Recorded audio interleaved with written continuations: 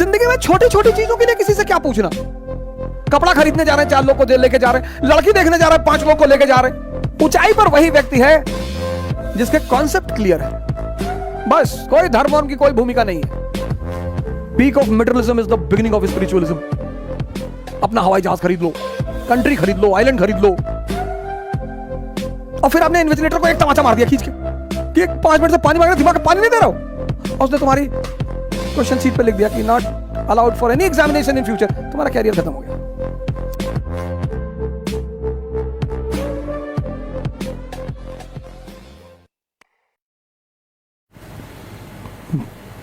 जय Hind friends. 3 class हैं दुनिया में, capitalist class, middle class, working class.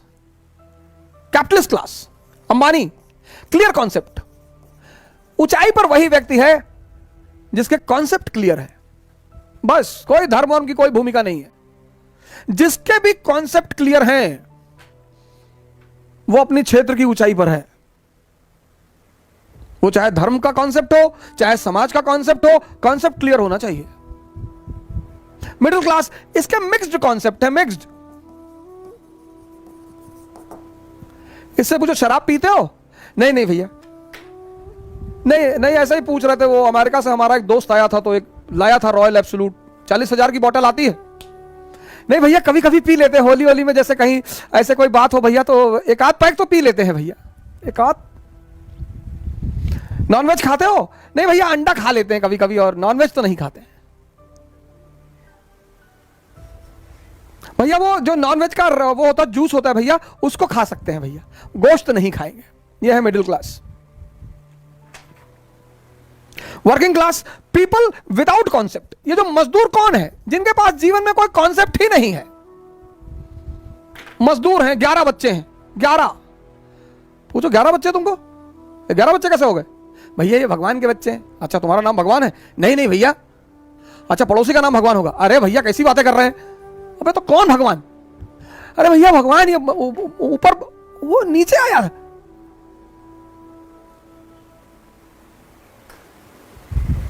दुनिया में हर वो आदमी मजदूर है जिसके अपने जीवन के कॉन्सेप्ट स्पष्ट नहीं है। सिंपल सिद्धांत है।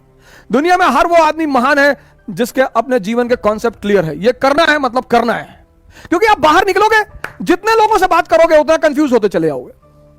हमें जब पहली गाड़ी लेनी थी तो हमारी श्रीमती जी बात करने लगी कि यार वैगनार लेने, WagonR is a middle class car and WagonR you don't get the feeling of a car. इन्होंने कहा यार वैगनार नहीं लेंगे। हमने कहा ठीक है वैगनार मत लो, दूसरी कोई गाड़ी ले लो। फिर उन्होंने बात किया तो बोली हुंडई लेंगे। हमने कहा हुंडई ले लो। फिर उन्होंने कहा कि नहीं हुंडई में यार मेंटेनेंस बहुत है और एवरेज बहुत कम है। हमने कहा तो छोड़ो, फिर कोई और गाड़ी देख लो। सर 5 महीना ये ड्रामा चलता रहा, गाड़ी आई ही नहीं, चूंकि लेना इन्हीं की मर्जी से था। फिर मैंने एक दिन इनसे कहा, मैंने कहा चल गाड़ी लेते हैं, चल। कौन सी गाड़ी? मैंने कहा चुप, कुछ बोलियो मत, चल।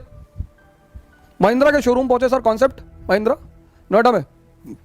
मैंने कहा भैया स्कॉर्पियो लेनी है टॉप मॉडल। कहा सर मैं आपको स्कीम, मैंने कहा कोई स्कीम उसकी मत बता, सीधे बता कितना पैसा देना है, बस खत्म, चेक काट के देता हूं, शाम तक गाड़ी घर पे चाहिए। कहा स्कीम तो पूछ लिया। मैं कहा पूछना ही नहीं। जिंदगी में छोटी छोटी चीजों के लिए किसी से क्या पूछना। कपड़ा खरीदने जा रहे हैं 4 लोग को लेके जा रहे हैं, लड़की देखने जा रहे हैं 5 लोग को लेके जा रहे हैं, और 5 लोगों में से एक ने किसी ने कह दिया बाल छोटा है लड़की का, तो बाल में कहां घुसे जा रहे हो, बाल एक्सटेंड करवा लेंगे, बड़ा करवा लेंगे। 5 लोगों को लेकर लड़की देखने जाओगे, तुम्हारी शादी कभी होगी ही नहीं।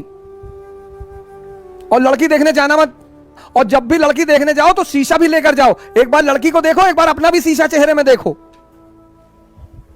हिंदुस्तान में लोग लड़की देखने जाते हैं, इतनी औकात है तुम्हारी, लड़की देखने जाओगे। और दुनिया में सबसे ताकतवर चीज कौन? पैसा। खूब कमाओ पैसा, टारगेट बनाओ 2 लाख करोड़ 3 लाख करोड़, इस नीचे बनाओ ही मत। और ये ड्रामेबाजी मत सुनो लोगों की। हिंदुस्तान में लोग बहुत ड्रामा डायलॉग मारते हैं। पैसा क्या है भाई साहब, हाथ की मैल है, दिखा निकाल के दिखा। खूब पैसा कमाओ, खूब गोल बनाओ पैसा कमाने का। ये लोगों की डायलॉग बाजी में मत जाओ। Peak of materialism is the beginning of spiritualism. अपना हवाई जहाज खरीद लो, कंट्री खरीद लो, आइलैंड खरीद लो। 1 लाख करोड़ का टारगेट बनाओगे तो 1000 करोड़ कमा लोगे ना, ठीक है। पूंजीपतियों ने बुलाया इन कम्युनिस्ट नेताओं को, इधर हाँ जी, अरे निकाल ले पैसा। तो 100 नेता गए, 98 पैसा निकाल के ले आए। दो ने कहा हम बिकाऊ नहीं है, we are not for sale. बोले ठीक है, तुम मरते तो हो, शूट कर दिया। तो इन कम्युनिस्ट नेताओं ने जैसे युद्ध शुरू हुआ स्टैंड ही बदल दिया। एक तरफ तो पूंजीपतियों ने नेताओं को पैसा दे दिया, दूसरी तरफ मजदूरों का वेतन बढ़ा दिया। जिसको 100 रुपया मिल रहा था 2000 रुपया। अरे मजदूरों ने कहा भाड़ में गया साम्यवाद।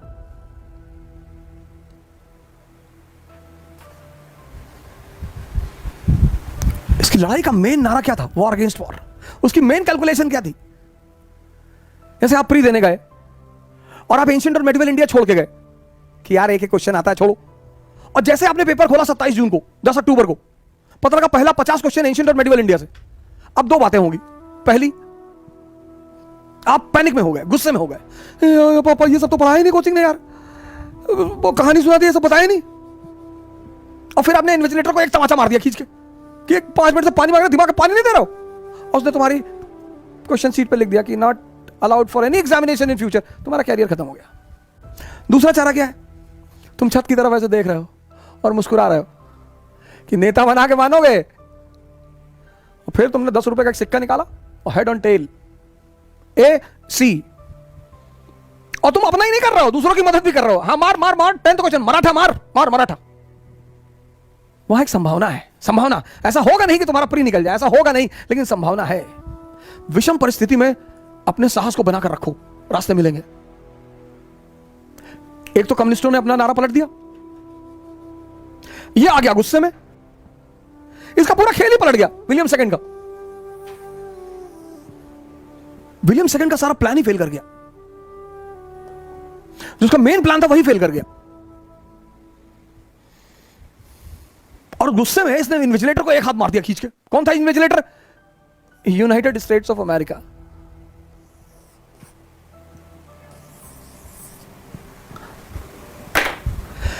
तो पहला झटका वो प्लान फेल कर गया, दूसरा इन्विजिलेटर को तमाचा मार दिया, और तीसरा सारे फ्रंट पे लड़ रहे हैं। ये देखो, यहां तलवार चला रहे, यहां तलवार चला रहे, यहां तलवार, यहां तलवार, यहां हर तरफ।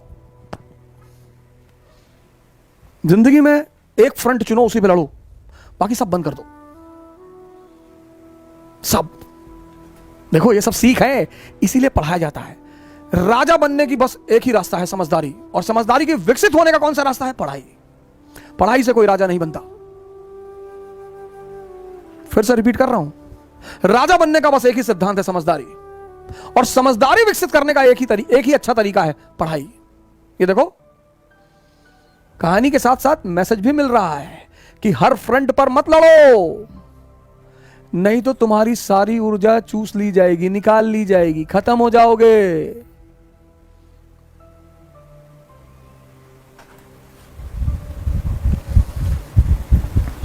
राजा बनने का बस एक ही सिद्धांत है, समझदारी का विकास। और समझदारी बढ़ाने का बस एक ही सिद्धांत है, नहीं, समझदारी बढ़ाने का सबसे अच्छा सिद्धांत है पढ़ाई। हमारे देश में लोग कहते पढ़ोगे तो राजा बनोगे। बिल्कुल नहीं, सवाल ही नहीं उठता,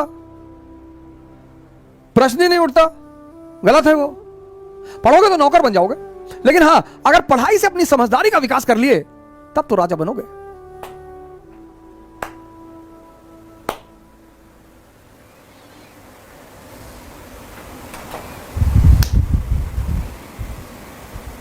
आखिर हम क्यों जाते हैं अपने शहर को छोड़कर किसी दूसरे शहर में? आखिर ऐसी क्या मजबूरी होती है कि हमें अपना होम टाउन छोड़ना पड़ता है? जॉब, स्टडी और प्रिपरेशन, है ना? ऐसे में यूपीएससी की प्रिपरेशन करने वालों को अब पुणे छोड़कर नहीं जाना पड़ेगा, क्योंकि इकरा IAS आ गए हैं अब अपने सदाशिवपेट पुणे में, जहां पर यूपीएससी के लिए है बेस्ट फैकल्टीज फ्रॉम दिल्ली, जहां ओझा सर की गाइडेंस में यूपीएससी की बेस्ट प्रिपरेशन होती है। तो और क्या चाहिए? NCERT बेसिक्स और GS बैच के लिए, वर्किंग एस्पायरेंट्स के लिए रेगुलर और weekend new offline batches start हो रही है 15 जुलाई से। अगर आप इकरा IAS का फ्री डेमो लेना चाहते हैं तो कॉल कर सकते हैं 9823256625 पर, या विजिट कर सकते हैं www.iqrais.com पर। एक बार फुल एड्रेस बता देती हूँ। इकरा IAS about notebook hub, Tilak road, Sadashivpet, Pune.